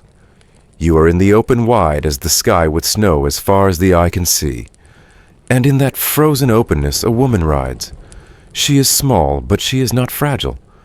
You can tell by the way she sits in the saddle upright, steady, her woolen cloak whipping behind her like a banner. Her cheeks are red, not from rouge, but from wind. Her eyes narrow, not from worry, but from focus. She is Mongol, a herding mother, a horsewoman, a survivalist. Mainstream historical fact. Among Mongol nomads during the 12th to 14th centuries, women played a crucial role in everyday survival, especially during harsh winters on the steppes. They herded livestock, managed yurts, raised children, and rode horses proficiently, often traveling long distances in the snow while carrying infants. They also processed animal dung into fuel-milked yaks and repaired felt coverings to keep their homes insulated. You watch as she dismounts, not slowly, not with ceremony, but with the efficiency of someone who's done this 100 times. Her boots crunch into the frost-hardened earth, and she leads her mare toward a nearby cluster of animals. A few shaggy yaks, one stubborn goat, and somewhere beyond a baby wrapped in layers of wool strapped to the curved side of a saddle. The baby doesn't cry. He is warm somehow, swaddled in felted blankets made from sheared goat hair and tuck near a pouch of fermented mare's milk to keep him from freezing. You marvel at the ingenuity, no fire, no walls, yet somehow the child is safe. The woman begins her work. She scrapes frozen dung from the snowlight, almost crumbly like dry peat. She loads it into a leather pouch, tying it off with a smooth flick of her wrist. This will be fuel, not fragrant, not long-burning, but it will boil water. And that's enough. You think of your own kindling damp stick, stubborn moss, the miserable hiss of green wood that refuses to catch. And you realize she has it no easier than you, just different. There's a tidbit you once heard strange but true. Mongol women often carried fire-starting kits on their belts, flint-dried bark, and tiny pouches of yak hair soaked in fat. But some families also kept starter dung-dried pellets from the warmest animal droppings stored in oilskin, said to catch flame even in snowstorms. It wasn't pleasant, but in -30-degree nights, efficiency trumped scent. She checks the hooves of a nearby goat. One is cracked. She kneels in the snow, pulling something from a satchel, a mixture of pine tar and animal fat. She smooths it gently into the crack with a wooden stick, then wraps the hoof in rough felt. You wouldn't have thought to do that, but she does it without hesitation, barely shivering. She is not stoic, because she is numb. She is stoic because there is no other option. You wonder if she ever rests, if her nights are ever quiet, if she ever sits by a fire that someone else has built, and simply listens to the wind without calculating whether her tent seams are holding, or if the foals will survive the night. Her family's jiur, or yurt, sits nearby a circle of felt-covered lattice stretched tight over wooden ribs. Snow piles against its sides, but inside it's warmer than you'd expect. She built it herself, hauled the wooden struts, hammered the bone pegs, fitted the felt-like skin over a frame, and inside it smells of milk and hair and sweat and ash. You can almost feel it the way the heat hugs you. When you duck through the low entrance, how the light from a dung-fueled fire glows against the curved ceiling. It's not comfort in your sense of the word, but it is shelter. And shelter is sacred. She doesn't eat much. Fermented mare's milk, a bit of dried cheese that crumbles like chalk in your hands, maybe some fatty soup if the hunt was good. But she doesn't eat first. Her children do. Her husband if he's there. Then maybe her parents. She waits even when she's starving. And yet she sings. Her voice is soft, almost a whisper. The songs are not lullabies. They are stories. Of horses that outran the wind. Of women who rode into battle with blades hidden beneath their cloaks. Of grandmothers who gave birth during a blizzard, then strapped on their boots to tend the sheep. You've never heard such songs, but you know their rhythm. They sound like footsteps on snow, like wool brushing wool, like survival being passed down through melody.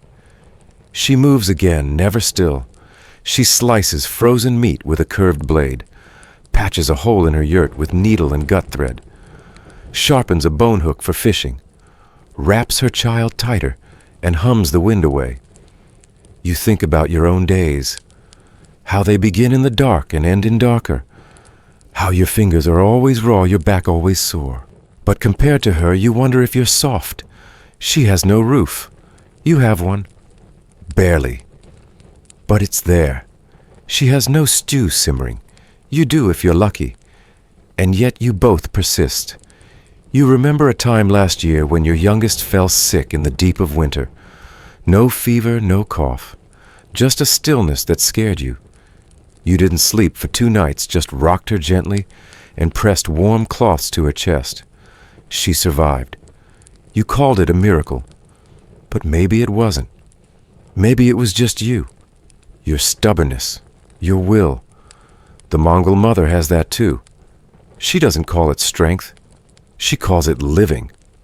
She mounts her horse again, pulling herself up in one fluid motion. She doesn't have reins, just a loop of braided hair and instinct. The horse moves beneath her as though they're one body, and the snow parts like it respects her. She disappears over a ridge, the wind closing behind her, and you feel a little warmer. The fire has long since stopped crackling. All that's left are dull embers glowing faintly beneath a skin of ash, barely enough to light the curve of the pot hanging over what used to be heat. You've stirred that pot 3 times tonight, not because there's anything new in it, but because it feels like movement, like doing something means you're still part of the world. The others are sleeping bundled beneath furs, arms curled in tight. Their breath comes in slow clouds, rising and falling like little ghosts. You used to sing to them, a lullaby maybe, or a chant your mother taught you, but not tonight. You haven't sung in days. The cold has stiffened your voice, and something heavier has stiffened your will. What's the point of singing when your lips crack from dryness? When your lullabies echo off ice-coated beams and come back empty? You look around the dark room. Shadows ripple across the walls as the fire's glow dies. There's a limp stocking hanging near the stones, not because of any holiday, but because someone hoped it might dry. It didn't. Nothing dries anymore. Everything feels damp, even the air, even your thoughts. You shift slightly and the movement sends a shock of chill across your skin. Even under furs, the cold finds you. It always finds you. It's another night without stories, without voices, just the quiet of frost forming again on the inside of the windows. Just the weight of survival and the sound of nothing but breath. Yours, theirs, the wind's. And this is how history forgets you. Because this is not the kind of moment anyone writes down. There's no bloodshed here, no conquest, no sword, just a woman staying alive, holding the quiet, keeping the fire such as it is, and waiting. You used to think that waiting was weakness, that people remembered warriors and kings because they did something. But waiting is its own war. Quiet is its own weapon. And tonight in the silence you realize that you are not weak. You are exhausted, yes, but not weak. No one will tell this story. No one will ever say she didn't sleep for 3 nights to keep the baby warm, or she gave her only bowl of stew to her daughter. Those things don't make the sagas, but they made the morning. You hear a rustle. The baby whimpers. You shift your weight and crawl over bones aching in places you didn't know had bones. You gently pull the edge of the fur higher around her cheeks. She sighs and relaxes. You whisper not a song, but just a word. Something soft. Something only she hears. And you sit back again. Hands' rough skin split at the knuckles. The cold sneaks in through every seam. You remember distantly when there used to be singing in the longhouses. You remember your cousin clapping rhythm with wooden spoons while the elders tapped their feet. You remember the ring of voices around a shared pot, laughter like summer. But those were the good seasons. They felt endless. And now, well, they were not. You didn't know how much those nights meant. Not then. Now with silence, a constant companion, you understand their power. Music wasn't just for joy. It kept you sane. It was warmth made of breath, a shared spell. And now you cast it alone, quietly, without voice. You glance toward the door. You latched it tight after dark, but you still think of wolves. Not just the ones with fur and teeth, but the ones that live inside you. The fears that curl around your heart when the wind howls, when the wood creaks, when the cold seeps into your lungs. You've named those wolves secretly. You know them well. One is called regret. One is called memory. One is the echo of a song you can't remember the words to. You take out your knitting. There's barely light, but your fingers know the motion. You knit not because anyone needs another mitten, but because it gives your hands something to do while your mind reels in the quiet. You notice a detail now almost ridiculous. The last pair you made, you stitched a dried flower into the cuff. Just a petal flattened and pale pressed into the wool before the final knot. It won't add warmth. It probably already crumbled. But it was something beautiful. something only you knew about. That right there is your story. Historians still argue whether women in Viking society had true status or merely responsibilities. There's plenty of debate. Some say women held property. Others say they were completely controlled. The truth likely lies somewhere between. But what's rarely disputed is this: women were the reason the family survived the winter. They managed the food, the fire, the health, the heart. Without them, no one would have been strong enough to go raiding in spring.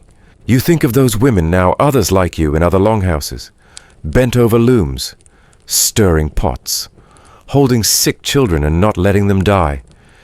You think of the ones who sang even when their throats were raw, the ones who whispered spells into linen, the ones who sat like this in silence and felt it all pressing in. You're not alone, not really. You're part of something older, a lineage of women who did the invisible work of keeping the world turning. You've never sailed a dragon-headed ship. You've never worn a crown. You've never etched runes or cast lots or held a blade longer than your arm. But you've carried a house. You've carried a baby. You've carried the grief of seasons that took too much and gave too little. And you're still carrying. And maybe that's what matters. You lean against the wall, eyes closing for just a second.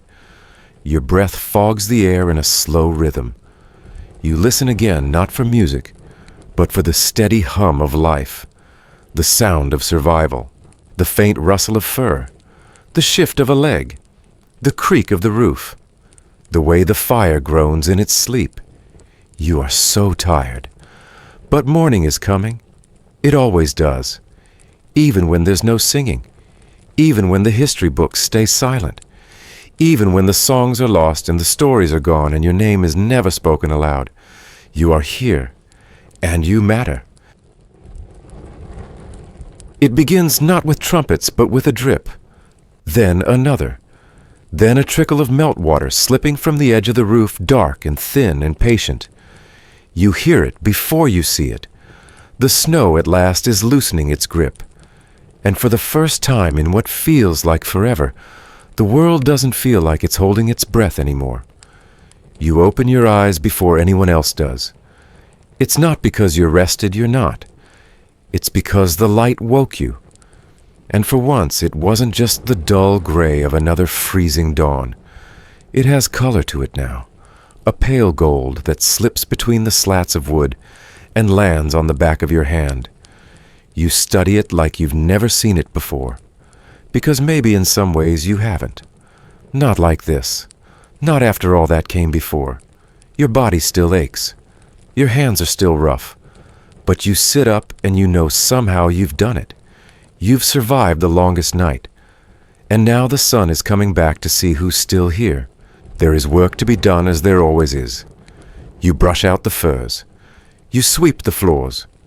You open the door and let air into the home, not warm air, not yet, but moving air. Air that carries scents not of smoke, but of thaw. You're the one who begins spring. No one else will say it, but it's true. Historians still debate the true role Viking women played in seasonal rituals, whether they led, supported, or simply performed them. But across many settlements, it was the women who decided when the home was spiritually ready for spring. They cleaned out the ashes. They rebraided the hair. They sang the first songs again. You hum just barely while you fold away winter things. Your voice cracks, but that's all right. It's still yours. Someone behind you stirs. The baby. Then your youngest son. Their cheeks are pink again, but not from fever this time, just the bite of cold air and the promise of something softer coming. You set a pot of water outside just to watch it not freeze. You poke at the ground near the threshold to see if it's still solid. It is, but the frost doesn't bite like it did. You find yourself moving differently now. Not rushing, never that, but more deliberately, as though every action is part of something sacred. You mix herbs not just for flavor, but for scent. You knead the dough with both hands again, letting your knuckles crack. You even stop to brush the soot from the walls, wiping them clean, for no one but yourself. And then you remember. The little pouch, tucked in the corner of the wooden box behind the thread and needles. It's pine resin scraped from a tree before the frost, mixed with dried mint leaves and the last of the summer flowers now brittle and brown. You rub a bit of the blend between your fingers, then touch it to your wrists, your hairline, your collar. It's not much. It's not perfume in the way queens wear it. But it's something, and it smells like not giving up. That's your secret, really. Not just that you survived, but that you wanted to feel alive again, even in the smallest ways. Women of your time and of many times made things like this. Tiny acts of defiance. A sprig of herbs tucked into a boot. A polished shell worn under the tunic. A dab of pine scent hidden in a braid.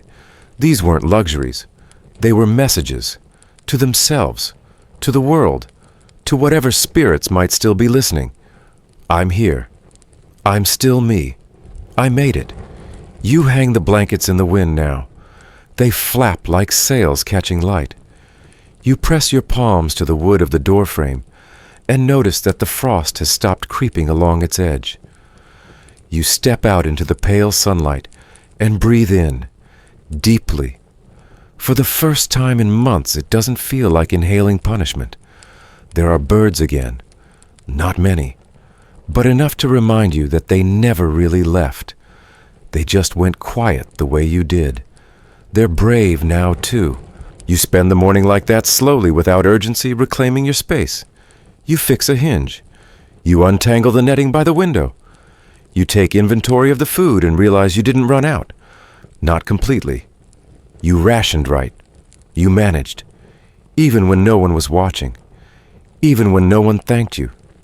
That's the part people don't understand. The survival itself is invisible. There's no ceremony for it. No feast. No carved stone. Just the quiet realization that you were the reason things held together. In time, others will say, that was a hard winter. They'll shake their heads and recount the snowfalls and the hunger. But they won't remember this exact moment. The one where you stood in the doorway, hand on your hip, and said aloud to no one, well, we made it. And yet that moment is everything. You think of the other women again, the ones across time and land, and ocean, all waking to spring. Some in stone convents rising early to scrub pews in silence. Some in Edo houses wrapping themselves in freshly aired silks. Some on Mongolian steppes, saddling horses and brushing down newborn lambs. Some in places no one ever wrote about, whose names were whispered once, and then forgotten.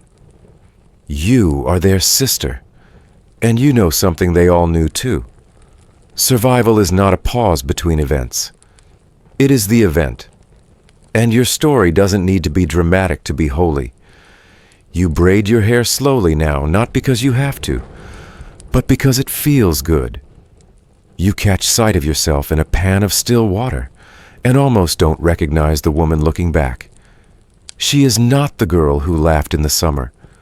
She is not the woman who wept in the dark. She is something new, something made by fire and frost and willpower. You're not the same, and that's all right. Some things were lost this winter. Some things always are. A goat, a pair of boots. Perhaps a neighbor down the ridge, though you won't know until the thaw lets the path open. But you're still here, and those you love most are still breathing. That counts for more than you let yourself admit. In the days ahead, there will be planting, mending, mucking. You'll need to barter with the traveling peddler when he returns. You'll need to count out the dried herbs and make a new poultice for the child's cough. You'll need to help thatching the roof and scrubbing the hearth. But not today. Today is for noticing, for remembering, for taking the longest breath you've taken in months and letting it fill every crack in your rib cage. The sun is higher now. Not much, but enough to warm the top of your hand. You tilt your face to it and close your eyes. And when you exhale, it's not a sigh, it's a beginning. Because the light has finally returned, and you are still here. And that's enough. And now, there's nothing more to do. The fires are low, the floor is swept, the wind is quiet outside, and no one is calling your name anymore. It's calm now, the kind of calm that doesn't shout or ask anything of you. Just lets you be. You've carried heavy things through a frozen world. You've watched, waited, hoped, and held on. And somehow, through it all, you made it to this side of winter, not untouched, but unchanged in all the ways that matter most. It's okay to feel tired now. You've earned that. It's okay to close your eyes before the others this time. Let someone else feed the fire. Let someone else check the door. You've done more than enough. Maybe in another life they'll tell your story. Or maybe they won't. Maybe your name will vanish like breath on morning frost. But the warmth you brought, the things you stitched back together, the children you hushed in the dark, those will echo, quietly. That's legacy enough. So breathe. Let it be long and full and gentle. You're not alone, not here, not now. Somewhere, someone else is pulling their blanket tighter, curling their hands under their chin and remembering the woman you were, who survived the coldest night. Good night, brave one. You did well. Sleep deeply. Spring is coming. It begins not with trumpets, but with a drip. Then another. Then a trickle of meltwater slipping from the edge of the roof, dark and thin and patient. You hear it before you see it. The snow at last is loosening its grip. And for the first time in what feels like forever, the world doesn't feel like it's holding its breath anymore. You open your eyes before anyone else does. It's not because you're rested, you're not. It's because the light woke you. And for once, it wasn't just the dull gray of another freezing dawn. It has color to it now, a pale gold that slips between the slats of wood and lands on the back of your hand. You study it like you've never seen it before, because maybe in some ways you haven't. Not like this. Not after all that came before. Your body still aches. Your hands are still rough. But you sit up and you know somehow you've done it. You've survived the longest night. And now the sun is coming back to see who's still here. There is work to be done as there always is. You brush out the furs. You sweep the floors. You open the door and let air into the home, not warm air, not yet, but moving air. Air that carries scents not of smoke, but of thaw. You're the one who begins spring. No one else will say it, but it's true. Historians still debate the true role Viking women played in seasonal rituals, whether they led, supported, or simply performed them. But across many settlements, it was the women who decided when the home was spiritually ready for spring. They cleaned out the ashes. They rebraided the hair. They sang the first songs again. You hum just barely while you fold away winter things. Your voice cracks, but that's all right. It's still yours. Someone behind you stirs. The baby. Then your youngest son. Their cheeks are pink again, but not from fever this time, just the bite of cold air and the promise of something softer coming. You set a pot of water outside just to watch it not freeze. You poke at the ground near the threshold to see if it's still solid. It is, but the frost doesn't bite like it did. You find yourself moving differently now. Not rushing, never that, but more deliberately, as though every action is part of something sacred. You mix herbs not just for flavor, but for scent. You knead the dough with both hands again, letting your knuckles crack. You even stop to brush the soot from the walls, wiping them clean, for no one but yourself. And then you remember. The little pouch, tucked in the corner of the wooden box behind the thread and needles. It's pine resin scraped from a tree before the frost, mixed with dried mint leaves, and the last of the summer flowers now brittle and brown. You rub a bit of the blend between your fingers, then touch it to your wrists, your hairline, your collar. It's not much. It's not perfume in the way queens wear it. But it's something. And it smells like not giving up. That's your secret, really. Not just that you survived. but that you wanted to feel alive again, even in the smallest ways. Women of your time and of many times made things like this. Tiny acts of defiance. A sprig of herbs tucked into a boot. A polished shell worn under the tunic. A dab of pine scent hidden in a braid. These weren't luxuries. They were messages. To themselves. To the world. To whatever spirits might still be listening. I'm here. I'm still me. I made it. You hang the blankets in the wind now. They flap like sails catching light. You press your palms to the wood of the doorframe and notice that the frost has stopped creeping along its edge. You step out into the pale sunlight and breathe in, deeply. For the first time in months, it doesn't feel like inhaling punishment. There are birds again. Not many, but enough to remind you that they never really left. They just went quiet the way you did. They're brave now, too. You spend the morning like that, slowly, without urgency, reclaiming your space. You fix a hinge. You untangle the netting by the window. You take inventory of the food and realize you didn't run out. Not completely. You rationed right. You managed. Even when no one was watching. Even when no one thanked you. That's the part people don't understand. The survival itself is invisible.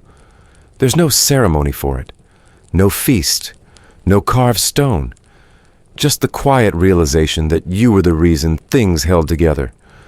In time, others will say, that was a hard winter. They'll shake their heads and recount the snowfalls and the hunger. But they won't remember this exact moment. The one where you stood in the doorway, hand on your hip, and said aloud to no one, well, we made it. And yet that moment is everything. You think of the other women again, the ones across time and land, and ocean, all waking to spring. Some in stone convents rising early to scrub pews in silence. Some in Edo houses wrapping themselves in freshly aired silks. Some on Mongolian steppes, saddling horses and brushing down newborn lambs. Some in places no one ever wrote about, whose names were whispered once, and then forgotten. You are their sister, and you know something they all knew too. Survival is not a pause between events. It is the event. And your story doesn't need to be dramatic to be holy. You braid your hair slowly now, not because you have to, but because it feels good. You catch sight of yourself in a pan of still water and almost don't recognize the woman looking back. She is not the girl who laughed in the summer. She is not the woman who wept in the dark. She is something new, something made by fire and frost and willpower. You're not the same, and that's all right. Some things were lost this winter. Some things always are. A goat, a pair of boots, perhaps a neighbor down the ridge, though you won't know until the thaw lets the path open. But you're still here, and those you love most are still breathing. That counts for more than you let yourself admit. In the days ahead, there will be planting, mending, mucking. You'll need to barter with the traveling peddler when he returns. You'll need to count out the dried herbs and make a new poultice for the child's cough. You'll need to help thatching the roof and scrubbing the hearth. But not today. Today is for noticing, for remembering, for taking the longest breath you've taken in months and letting it fill every crack in your rib cage. The sun is higher now. Not much, but enough to warm the top of your hand.